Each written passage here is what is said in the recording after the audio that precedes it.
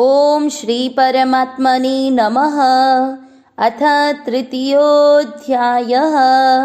अर्जुन उवाच ज्ञायसि चेत् कर्मणस्ते मता बुद्धिर्जनार्दन तत्किं कर्मणि घोरे मां नियोजयसि केशव। व्यामिश्रेणेव वाक्येन बुद्धिं मोहयसीव मे तदेकं वद निश्चित्य येन श्रेयोऽहमाप्नुयाम्। श्रीभगवानुवाच लोकेऽस्मिन् द्विविधा निष्ठा पुरा प्रोक्ता मया नघ। ज्ञानयोगेन साङ्ख्यानां कर्मयोगेन योगिनां। न कर्मणमनारम्भान् नैष्कर्म्यं पुरुषोऽश्नुते न च सन्न्यसनादेव सिद्धिं समधिगच्छति। न हि कश्चित् क्षणमपि जातु तिष्ठत्यकर्मकृत् कार्यते यवशः कर्म सर्वः प्रकृतिजैर्गुणैः। कर्मेन्द्रियाणि संयम्य य आस्ते मनसा स्मरन् इन्द्रियार्थान् विमूढात्मा मिथ्याचारः स उच्यते। यस्त्विन्द्रियाणि मनसा नियम्यारभतेऽर्जुन कर्मेन्द्रियैः कर्मयोगमसक्तः स विशिष्यते। नियतं कुरु कर्म त्वं कर्म ज्यायो ह्यकर्मणः शरीरयात्रापि च ते न प्रसिद्ध्येद कर्मणः। यज्ञार्थात् कर्मणोऽन्यत्र लोकोऽयं कर्मबन्धनः। तदर्थं कर्म कौन्तेय मुक्तसङ्गः समाचर। सह यज्ञः प्रजाः सृष्ट्वा पुरोवाच प्रजापतिः अनेन प्रसविष्यध्वमेषवोऽस्त्विष्टकामधुक् देवान् भावयतानेन ते देवा भावयन्तु वः। परस्परं भावयन्तः श्रेयः परमवाप्स्यथ। इष्टान् भोगान् हि वो देवा दास्यन्ते यज्ञभाविताः तैर्दत्तान् प्रदय्यभ्यो यो भुङ्क्तेस्तेन एव सः। यज्ञशिष्टाशिनः सन्तो मुच्यन्ते सर्वकिल्बिषः भुञ्जते ते त्वघं पापा ये पचन्त्यात्मकारणात्। अन्नाद्भवन्ति भूतानि पर्जन्यादन्नसम्भवः। यज्ञाद्भवति पर्जन्यो यज्ञः कर्म समुद्भवः। कर्म ब्रह्मोद्भवं विद्धि ब्रह्माक्षर समुद्भवं। तस्मात् सर्वगतं ब्रह्म नित्यं यज्ञे प्रतिष्ठितम्। एवं प्रवर्तितं चक्रं नानुवर्तयतीह यः अघायुरिन्द्रियारामो मोघं पार्थ स जीवति यस्त्वात्मरतिरेव स्यादात्मतृप्तश्च मानवः आत्मन्येव च सन्तुष्टस्तस्य कार्यं न विद्यते नैव तस्य कृतेनार्थो न कृतेनेह कश्चन न चास्य सर्वभूतेषु कश्चिदर्थव्यपाश्रयः तस्मादसक्तः सततं कार्यं कर्म समाचर असक्तो याचरन् कर्म परमाप्नोति पुरुषः कर्मणैव हि संसिद्धि मास्थिता जनकादयः लोकसङ्ग्रहमेवापि सम्पश्यन् कर्तुमर्हसि यद्यदा चरति श्रेष्ठस्तत्तदेवेतरो जनः स यत्प्रमाणं कुरुते लोकस्तदनुवर्तते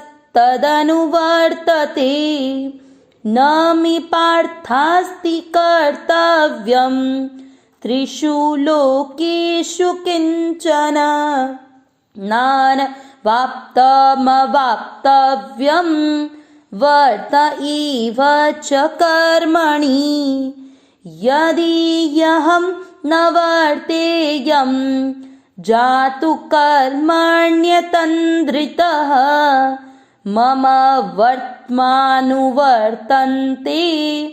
मनुष्याः पार्थ सर्वशः उत्सीदेयुरिमे लोका न कुर्यां कर्म चेदहं शङ्करस्य च कर्ता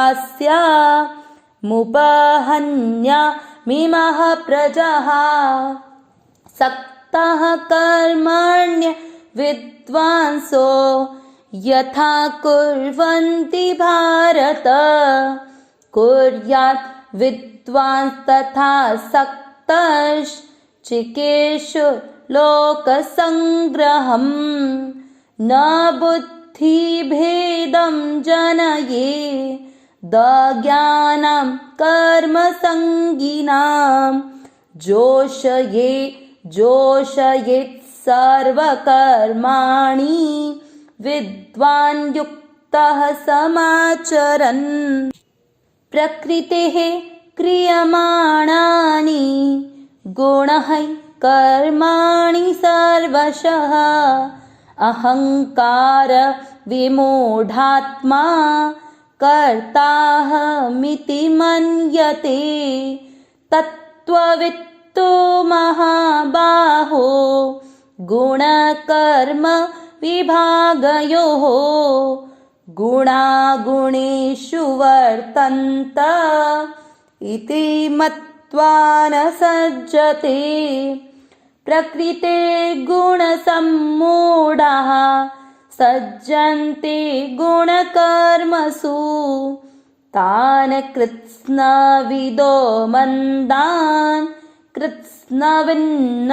विचालयेत् मयि सर्वाणि कर्माणि सन्न्यस्याध्यात्मचेतसा निराशी निर्ममो भूत्वा युध्यस्व विगतज्वरः ये मे मतमिदं नित्यमनुतिष्ठन्ति मानवाः श्रद्धावन्तो न सूयन्तो मुच्यन्ते तेऽपि कर्मभिः ये त्वे तदभ्यसूयन्तो नानुतिष्ठन्ति मे मतम् सर्वज्ञानविमूढांस्तान् विद्धि नष्टान् चेतसः सदृशं चेष्टते स्वस्याः प्रकृते ज्ञानवानपि प्रकृतिं यान्ति भूतानि निग्रह किं करिष्यति इन्द्रियस्येन्द्रियस्यार्थे रागद्वेषौ व्यवस्थितौ तयोर्न वशमागच्छेत् तौ यस्य परिपन्थिनौ श्रेयान् स्वधर्मो विगुणः परधर्मात् स्वनुष्ठितात् स्वधर्मे निधनं श्रेयः परधर्मो भयावहः। अर्जुन उवाच अथ केन प्रयुक्तोऽयं पापं चरति पूरुषः अनिच्छन्नपि वार्ष्णेय बलादिव नियोजितः। श्रीभगवानुवाच काम ईश क्रोध ईश रजो गुणसमुद्भवः महाशनो महापाप्मा विद्धि न मिह वैरिणम् धूमेनाव्रियते वह्निर्यथादर्शो मलिन च यथोल्बेनावृतो गर्भस्तथा तेनेदमावृतम् आवृतं ज्ञानमेतेन ज्ञानिनो नित्यवैरिणा कामरूपेण कौन्तेय दुष्पूरेणानलेन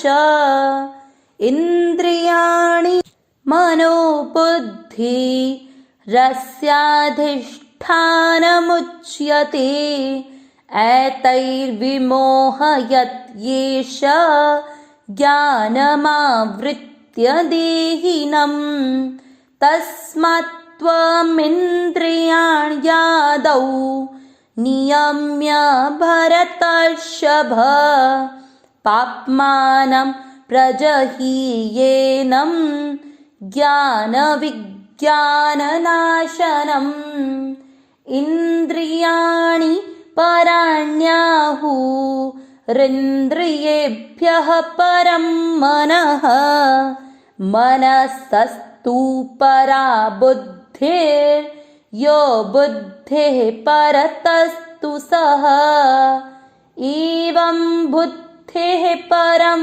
बुद्ध्वा संस्तभ्यात्मानमात्मना जहि शत्रुं महाबाहो कामरूपं दुरासदम् कामरूपं दुरासदम्। ॐ तत्सदिति श्रीमद्भगवद्गीता सूपनिषत्सु ब्रह्मविद्यायां योगशास्त्रे श्रीकृष्णार्जुनसंवादे कर्मयोगो नाम तृतीयोऽध्यायः। अविनाशी सहज सुख राशि। हे नाथ, हे मेरे नाथ, मैं आपको भूलूं नहीं। हे नाथ, हे मेरे नाथ, मैं आपको भूलूं नहीं। नारायण नारायण नारायण नारायण।